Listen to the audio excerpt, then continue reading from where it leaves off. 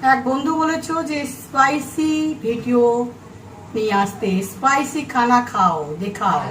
तो देखो आज हम चिकन है, चिकन में क्या क्या है।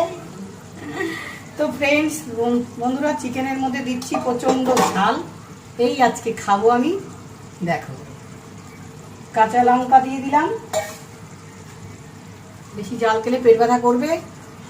লঙ্কা লাল লঙ্কার গুঁড়ো দিয়ে দিলাম বেশ করে। দেখো স্পাইসি করে রান্না করছি, তোমরা সাথে থাকো দেখতে থাকো, স্পাইসি খানা আएंगे। ওকে